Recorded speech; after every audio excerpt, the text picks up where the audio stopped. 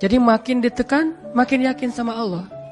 Makin banyak masalah, makin yakin sama Allah. Makin berserah kepada Allah. Kok bisa kayak gitu? Ada orang yang ketika makin banyak masalah, makin ragu sama Allah. Ini Allah maunya apa sih? Gitu kan? Ketika makin banyak masalah, makin kayak mempertanyakan takdir dan ketentuan Allah. Kenapa kok saya yang ngalamin ini? Kenapa saya dari dulu gak selesai-selesai masalahnya? Kenapa justru setelah saya berhijrah malah banyak masalah? Kenapa para sahabat sebaliknya? Makin dikasih ujian, makin wa ma zadahum illa imanan wa taslima. Gak bertambah kecuali iman dan kepasrahan. Jadi dikasih ujian malah makin yakin sama Allah, bukan makin ragu.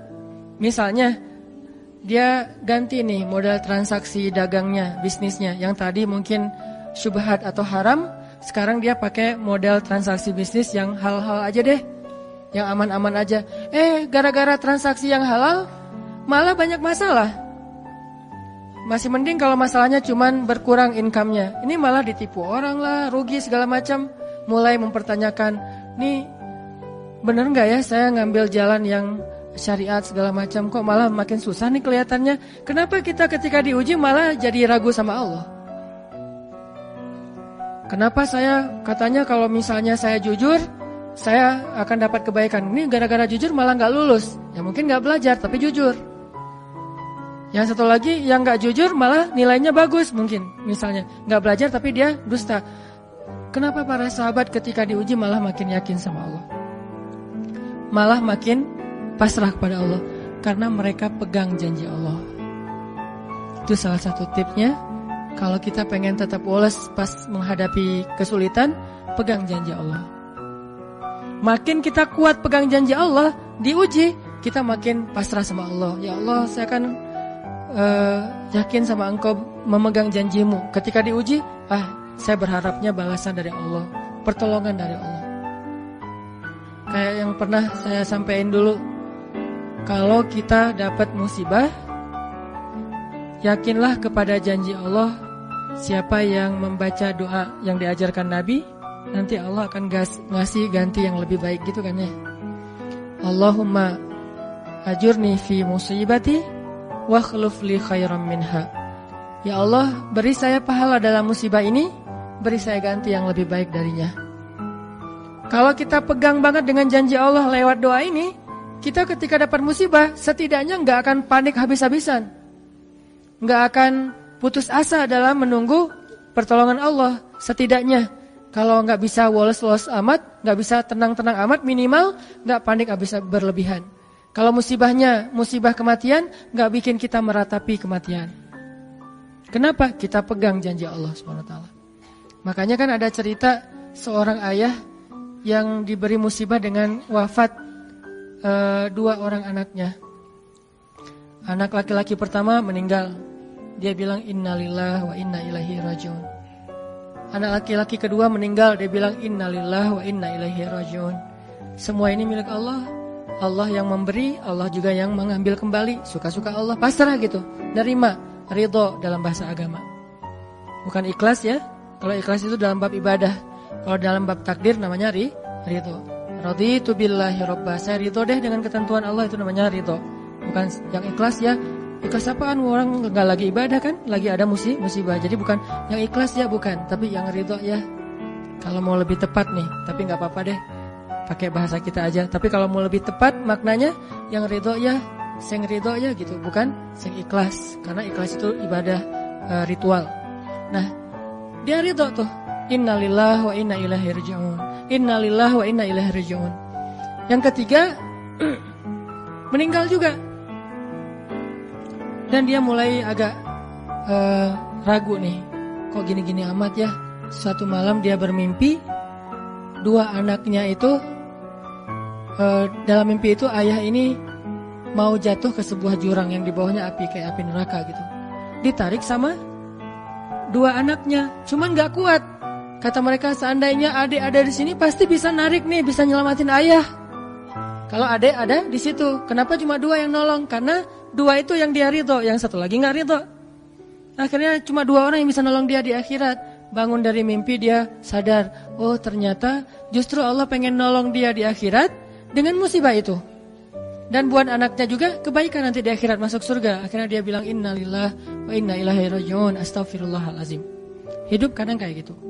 Ketika kita pegang janji Allah, ada sesuatu yang kita tunggu di dalam kesulitan hidup kita, sehingga buat kita selalu punya harapan. Tapi kalau kita nggak pegang janji Allah, kita nggak nunggu apa-apa kecuali mengeluhkan keadaan kita, dan itu bikin kita lemah. Ditolak yang pertama, innalillahi wa inna ilaihi raji'un. Ya Allah, beri saya yang lebih baik darinya. Nemu nih, ditolak lagi. Lebih cantik tapi nolak juga, kan lebih sakit ya. Lebih cantik ditolak lebih sakit. Ya Allah, beri yang lebih baik lagi. Makin lama makin di puncaknya rasa sakit yang udah gak tahan, diterima. Nih happy ending nih. Ada gak ya yang kayak gitu ya? Kalau jarang ada, berarti belum mempraktekkan jurus ini nih. Kalau pengen kayak gitu, coba tes deh. Cuman kalau ngetes Allah tahu sih ya. Coba deh praktekin, bukan ngetes, praktekin. Nanti pasti kita akan melihat hasil yang luar biasa. Jadi pegang janji Allah. Saya kalau gak selalu sih, kadang-kadang nih, terutama hal-hal yang masih mampu. Ada musibah kecil, langsung berpegangan pada janji Allah. Nah, ntar Allah ganti yang lebih baik. Tapi itu harus dengan bahasa hati ya, bukan dengan lisan doang nih. Wa khluf li khairam minha. Hati gak percaya. Allah kan bermuamalah, berakad dengan kita lewat hati itu teman-teman. Allah gak berakad dengan kita lewat lisan doang. Makanya niat itu kan sesuatu yang terbersih di dalam hati. Walaupun dalam prakteknya ada mazhab yang mengucapkan, ada mazhab yang tidak mengucapkan. Yang jelas secara definisinya terbersih di dalam hati. Innamal a'malu binniyat.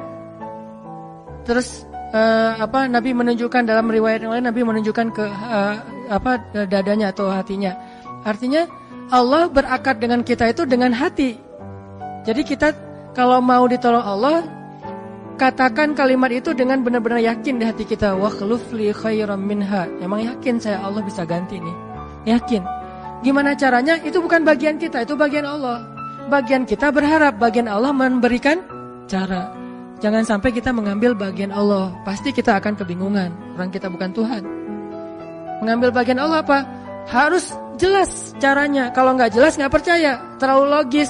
Akhirnya nggak lagi ada ruang untuk kita berharap kepada sesuatu.